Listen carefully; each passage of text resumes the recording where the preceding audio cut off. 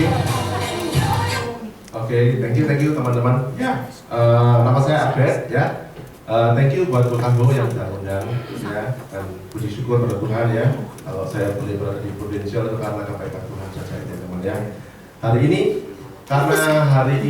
pertama kali saya isi kantor ini ya. Dan saya yakin juga banyak orang juga nggak mungkin kenal saya teman-teman ya. Mungkin kalau kakak saya udah berkali-kali ya, udah berkali-kali ya kalau saya masih pertama kali teman-teman di kantor ini.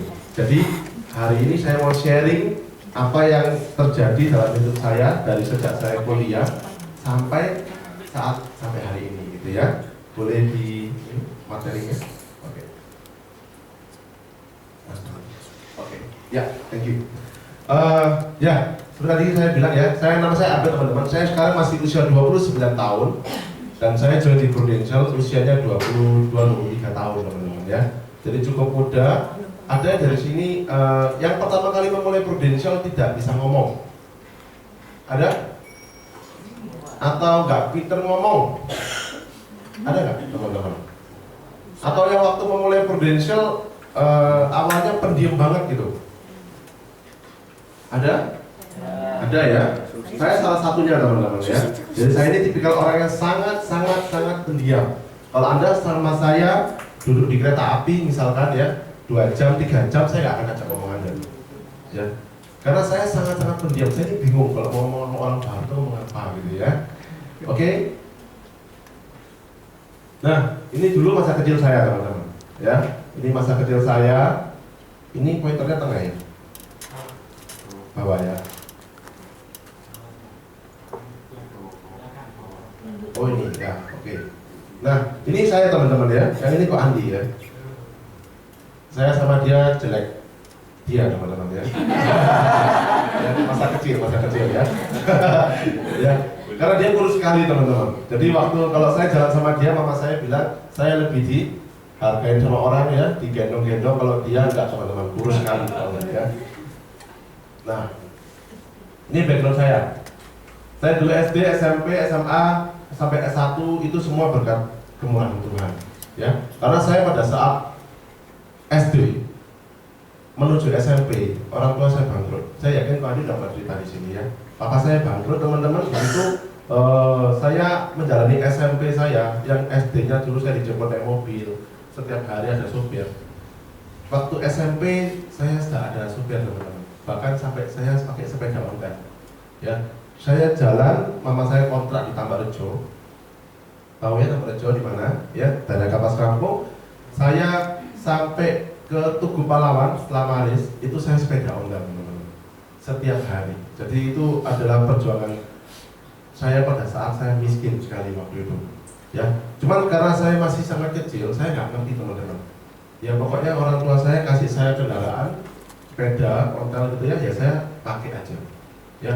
Saya mulai mengerti ketika saya sangat benar-benar miskin, mulai memahami kondisi orang tua saya pada saat saya S1 sebenarnya ya. Itu kenapa saya pada saat S1 saya mulai jadi guru les, terpaksa ya, nggak kepingin sebenarnya. Cuman saya akhirnya ikut organisasi juga teman-teman di Ubaya untuk dapetin duit ya. Jadi dapetin duit, dapetin beasiswa sampai saya lulus teman-teman ya. Mama saya waktu itu saya saat S1 ini mama saya jualan lemper ya. Saya bantu mama saya tiap hari teman-teman, jam 5 jam 4 pagi saya mulai berangkat keliling ya. Keliling itu ke depan Galaxy Mall, ke tempat-tempat yang biasanya orang senam-senam gitu. Itu kan banyak orang jual-jual kue, betul nggak? Nah, saya mulai kelilingin teman-teman. Nanti jam 7, jam setengah 8 udah mulai diambilin karena sudah mulai tutup ya. Itu setiap hari teman-teman ya. Nah, S2 saya baru di PT Prudential ya. Jadi kalau Anda hari ini masuk di Prudential itu semua bukan satu kebetulan teman-teman. Hari ini Anda bisa dikenal Prudential itu bukan satu kebetulan. Karena bagi saya Prudential itu mengubahkan hidup saya ya. Dan saya yakin teman-teman ketika kita sering Prudential akan ubah hidup Anda juga gitu ya. Nah, ini saya pada saat saya masih setelah sidang skripsi ya, masih kurus sekali. Nah, teman-teman ini yang saya belakang. Di sini ada nggak yang baru lulus kuliah? Semua baru lulus kuliah ya. Masih muda-muda ya memang di sini ya. Nah, setelah sidang skripsi teman-teman, sebelum sidang skripsi saya nggak ada kepikiran mau kerja apa. Betul. Orang tua saya bilang, nanti kalau kamu lulus kuliah, kamu kerja ikut orang, ya kerja yang pinter, ya sekolah yang pinter, nanti ikut kerja nanti cepat naik karir. Setelah itu nanti besok kamu bisa buka usaha. Itu orang tua saya. Dan saya yakin banyak orang tua juga ajarkan hal yang sama untuk anak-anak, ya termasuk saya. Karena mama saya bangkrut teman-teman, sehingga udah gak ada modal. Ya, nah saya bingung mau kerja apa teman-teman, sebagai karyawan atau sebagai bisnis. Kenapa kok bisnis jadi pilihan saya? Karena saya lihat orang tua saya dulu kaya karena bisnis, bukan karena jadi karyawan. Itu kenapa kalau disuruh jadi karyawan, saya sebenarnya masih ogah-ogahan teman-teman. Cuman karena nggak ada modal mau gimana lagi gitu loh. Ya, nah bisnis adalah salah satu pilihan saya karena saya lihat orang tua saya kok berhasil, bisa punya pabrik plastik ya cukup besar, pabriknya cukup kaya kita dulu. Jadi saya mikir saya masih bisnis kalau saya mau kaya, gitu ya. Cuman saya nggak tahu teman-teman modalnya berapa itu saya nggak tahu. Oke. Nah, dasar pemikiran kenapa saya nanti memutuskan jadi karyawan atau jadi pebisnis teman-teman. Pada saat saya usia 22 tahun saya lulus kuliah. Pada saat saya 24 tahun saya ingin punya mobil. Jadi pada saat 22 tahun itu mama saya udah bilang gini, nanti kalau kamu mau merit itu mama nggak bisa biayain. Kamu beli rumah mama nggak bisa biayain, mama nggak ada duit. Jadi mama cuma ada duit sampai kamu lulus kuliah. Ini masih ada tanggungan adik kamu sampai lulus kuliah. Jadi mama nggak bisa modalin sama sekali. Kamu cari modal sendiri, makanya itu kerja yang pintar, kerja yang keras gitu ya, supaya kamu dapat naik jabatan. Seperti itu teman-teman. Ya, tapi saya pingin usia 24 saya pingin punya mobil ya. Ini gambarnya Mercy teman-teman. Tenang aja, saya nggak pingin punya Mercy waktu itu. Saya pingin punya mobil aja cukup teman-teman. Ya. Nah, saya kepingin usia 26 saya pingin punya rumah. Dan usia 27-28 saya menikah. Ada di sini yang belum menikah boleh angkat tangan? Jadi Ada yang belum menikah ya. Itu yang cewek-cewek bisa lihat ya, yang cowok-cowok belum menikah ya. Nggak perlu tanya lagi ya. Nah, dulu saya teman-teman waktu saya ngomong impian saya sama kakak saya ya, Pak Andi. Kakak saya bilang begini, kamu mau menikah umur 27-28, kamu mau beli rumah kapan? Masa menikah nggak pakai rumah? Kontrak. Kira-kira anaknya orang mau nggak dikasih sama orang yang nggak punya rumah? Kira-kira begitu teman-teman. Ya Pak Andi bilang kayak gitu. Ya. Terus kamu pengen cari cewek yang cantik atau yang nggak cantik? Ya yang cantik lah ya, normal kan ya. Kalau kamu pengen cewek yang cantik, ya kamu harus beli mobil. Masa udah dari cantik dandan dan lain-lain pakai helm hujan teman-teman. Jadi apa gitu ya loh? Luntur semua. Jadi kalau kamu pengen yang cantik, ya kamu harus beli mobil. Nah teman-teman ini teman-teman harus saya capai. Nah kira-kira capek nggak kalau jadi karyawan? Nggak capek teman-teman. Ya, saya punya hitungan 5 juta misalkan income saya. Padahal saat itu perusahaan paling tinggi kasih income itu Sampurna. Tahun 2010 itu 5 juta pertama kali masuk. Ya, Sampurna itu paling tinggi teman-teman. Yang nomor 2 itu Unilever. Ya, kami searching, kami cari teman-teman informasi. Tapi untuk masuk Sampurna itu minimal IPK 3,25. Dan IPK saya nggak sampai 3 teman-teman. Ya, berarti itu mustahil, betul nggak? Masuk Unilever minimal IPK 3 teman-teman. Saya nggak sampai 3 juga, jadi itu mustahil. Ya, saya cuma 2,93 ya, beda tipis. Setelah itu, akhirnya saya cari info lagi kalau di kapal api, Sutindo, Suparman itu berapa. Dan itu cuma sekitar 2,2 juta. Ya, waktu itu. Oke. Nah, teman-teman, saya hitung-hitungan. Kalau saya jadi karyawan, saya digaji 3 juta aja setiap bulan. 5 tahun ke depan hidup saya kayak apa ya? 3 juta kali 12 itu 36 juta teman-teman ya. 36 juta kali 5 tahun itu kurang lebih 180 juta. Sedangkan beli rumah ini harga 1 miliar, BC-nya aja 300 juta. Betul? Mobil itu 150 juta misalnya. berarti sudah 450 juta. Menikah normal 200 juta kata orang. Jadi 650 juta harus saya capai dalam waktu 50 tahun. Itu kenapa jadi karyawan tidak mungkin capai impian saya. Paham ya teman-teman ya? Nah teman-teman, apa yang Anda harus lakuin kalau Anda di Prudential supaya Anda berhasil? Anda hitung-hitungan. Kalau saya kerjanya jadi 2 kapal, masih kerja. Siapa yang part-time di sini? Masih ada? Full time semua? Oke, bagus ya. Luar biasa. Ini kalau part-time, Anda tanya sama diri Anda, kira-kira 5 tahun ke depan bakal capai nggak impian? Kalau nggak capai, jangan diterusin. Ngapain? Teman-teman. Oke, itu yang pertama. Kalau udah full time, Anda cek kinerja Anda. Kalau kinerja Anda dari Januari sampai Oktober kemarin diterapkan di November dan Desember ini, kira-kira capai nggak impian kalian? Kalau nggak capai, berarti harus ditingkatin teman-teman. Ya, ini kalau saya bilang ini namanya positioning. Kita tahu posisi kita di mana. Oke, nah akhirnya saya mikir saya harus berbisnis. Saya harus berbisnis. Ya, masalahnya bisnis apa? Kan gitu ya. Nah, ya, kenapa saya pilih Prudential waktu itu, teman-teman? Ya, ini keuntungan jadi orang miskin. Jadi kalau teman-teman hari ini ya miskin, maaf ya, ada keuntungannya. Saya untung banget teman-teman saya miskin. Jadi saya lulus kuliah. Saya kan karena saya miskin, satu kamar sama Ko Andi. Ya. Saya bingung cari kerja apa. Di luar saya tanya mama saya suruh ikut orang. Ya, jadi karyawan. Pada saat malam hari ketemu Ko Andi satu kamar. Ya. Ko Andi BUB. Oke. Wah, Prudential bagus ya. Besok pagi keluar kamar lagi teman-teman. Ketemu mama saya. Mama saya bilang kerja ikut orang, ayo cepat melamar. Ya, malam hari ketemu Ko Andi lagi di BUB lagi. Jadi saya di BUB tiap hari teman-teman ya. Ya, itu keuntungan kalau saya miskin. Coba kalau saya kaya, kamarnya satu-satu, nggak ketemu Ko Andi, betul nggak? Nah, saya ketemu Ko Andi teman-teman ya.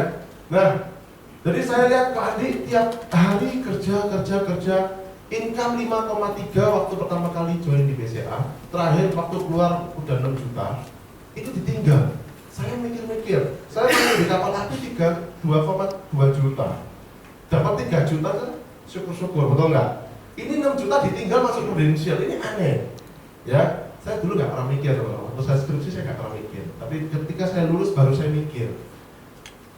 1 tahun kakak saya tinggalin di bank, tiba-tiba langsung punya mobil, punya motor sport.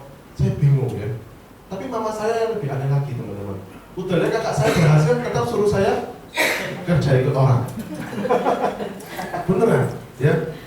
Saya tanya, loh mak, kok udah berhasil? Kokomu itu, ya, kalau dibilang, kokomu itu pinter ngomong. Dulu di STTS itu jadi kepala organisasi, ketua senat lah, ketua apa. Kamu ini best percaya mama, ya. Gak bisa ngomong, ya, gak bisa ngomong sama orang, sosialisasi gak bisa, apalagi ngerjain kayak gini. Nah teman-teman itu loh, akhirnya cuman karena setiap hari saya di BUB teman-teman, sedangkan 5 tahun, akhirnya saya bilang sama mama saya, "Mah, saya coba 1 tahun, kalau memang gak ada hasil, ya gak apa-apa. Toh sama aja saya lulus kuliah telat 1 tahun.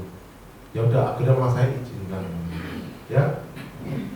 Nah, kenapa saya pilih Prudential? Karena Prudential itu bisnis. Ya. Teman-teman, Anda pasti udah diajarin sama Ko Kanwo pasti ya. Dulu saya nggak suka MLM teman-teman. Sama sekali nggak suka MLM. Sampai hari ini pun saya nggak suka MLM. Dan ketika saya pertama kali lihat Prudential, saya pikir ini MLM. Untungnya saya di BUB berkali-kali teman-teman. Ya. Sehingga saya merasa ini masuk akal, ini bukan MLM. Ya. Tahu nggak bedanya Prudential dan MLM apa? Ada nggak yang tahu? Sampai dulu bedanya MLM? Boleh angkat tangan? Bukan aja ya. Ya. Teman-teman, MLM dari singkatannya aja udah beda teman-teman. Multi level marketing. Maksudnya adalah setiap level jualan. Betul nggak? Multi level marketing, setiap level harus jualan. Itu kenapa walaupun posisinya tinggi harus jualan. Nah, karena yang posisinya tinggi malas jualan, akhirnya tutup poin, dibeli sendiri. Betul? Itu namanya MLM. Kalau Prudential udah UM, SUM, AM, perlu jualan? Tidak harus teman-teman. Boleh jualan tapi tidak diharuskan. Jadi itu bedanya. Setelah saya selidiki, wah ternyata Prudential itu bisnis, bukan MLM. Kalau MLM saya setiap hari, saya setiap tahun harus jualan, tutup omset, setiap bulan saya harus tutup omset. Kalau nggak itu saya beli sendiri supaya saya nggak turun teman-teman. Ya. Nah di asuransi lain banyak sekali yang menerapkan sistem MLM. Di Prudential beda. Itu kenapa saya pilih Prudential teman-teman. Ya. Nah yang ketiga alasan saya kenapa saya pilih Prudential. Saya tahu marketing itu penting, tapi saya tidak terlalu suka jualan. Nah teman-teman, dari mana saya tahu ini? Jadi dulu Ko Andi itu pernah ajak saya, dia ada beli satu buku teman-teman, Marketing Revolution, punya Tunda Sumaringin, betul nggak? Nah, Ko Andi beli pada saat bukunya belum muncul teman-teman. Ya, waktu itu beli secara online, padahal masih ditulis sama Pak Tunda begitu. Kalau belinya pada saat buku belum muncul, dapat 2 tiket seminar 3 jam gratis.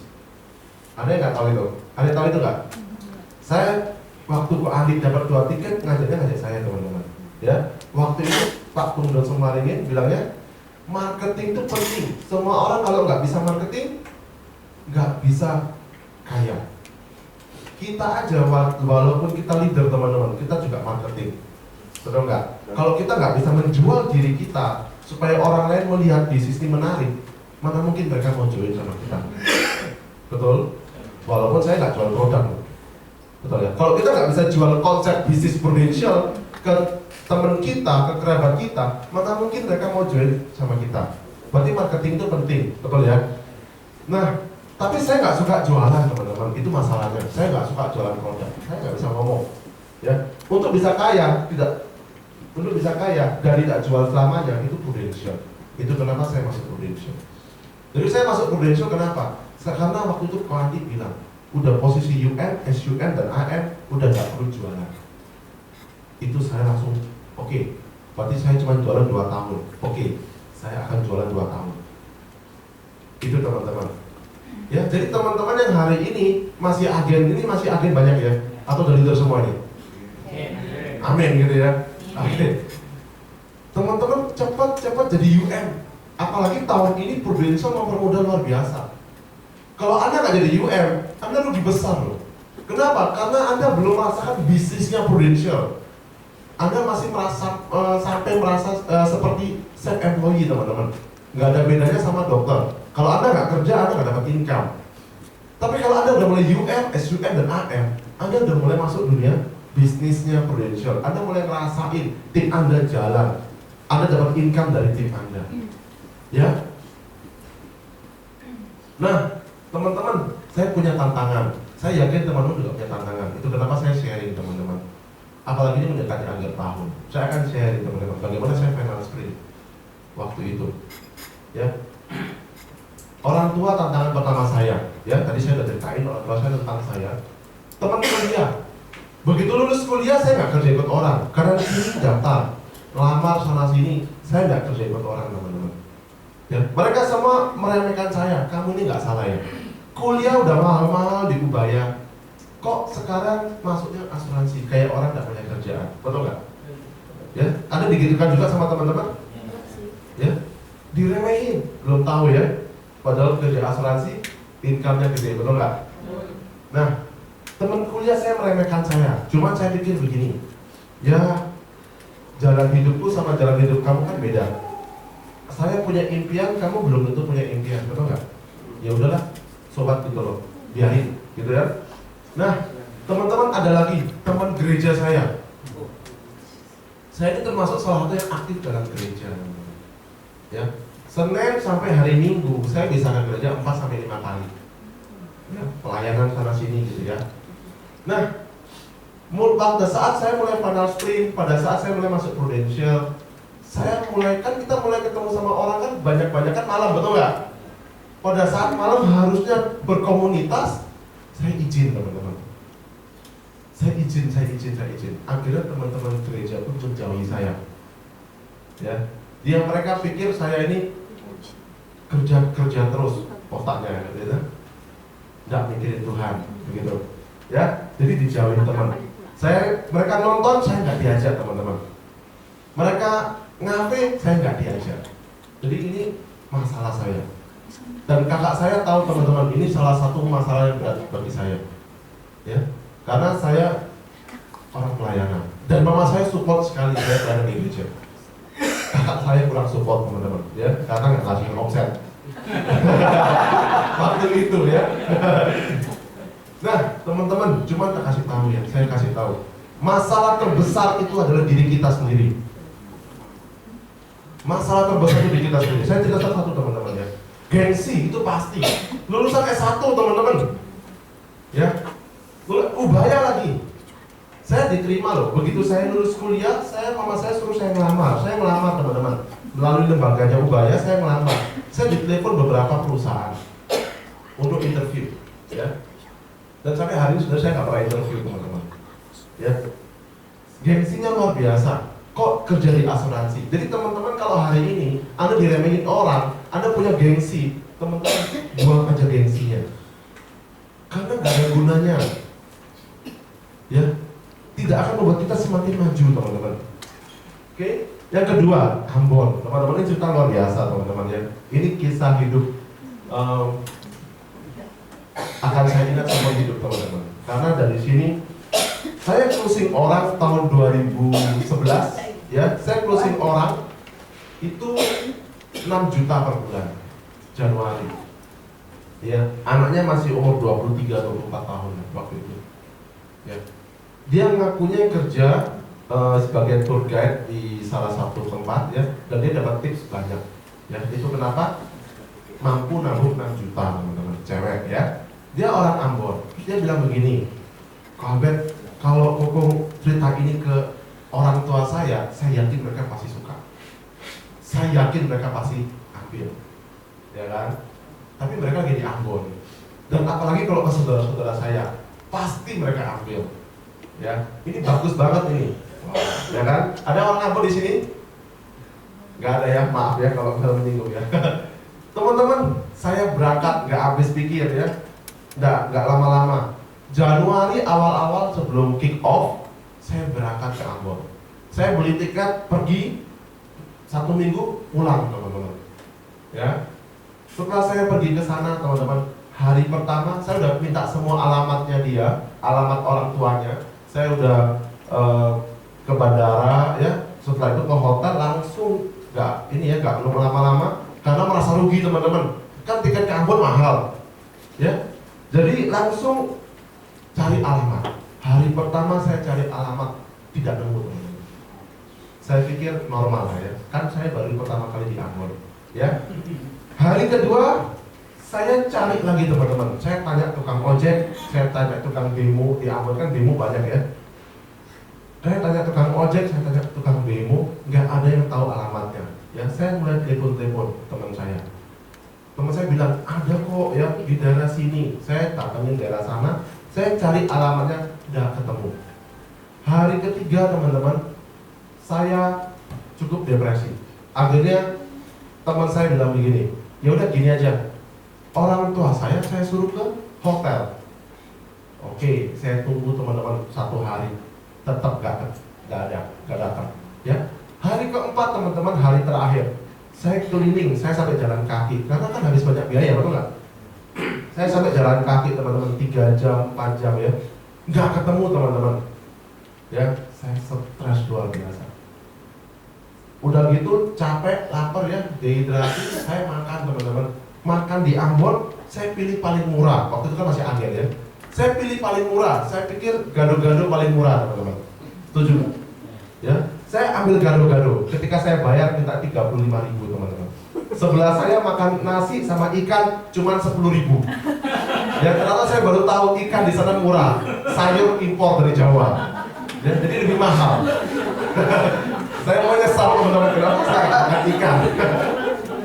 Ya, nah di Ambon saya nangis teman-teman, saya telepon Pak Andi, saya nangis. Kok ini keterlaluan ya. Mau jadi UN aja susah banget. Akhirnya saya hari kelima saya ke gereja teman-teman.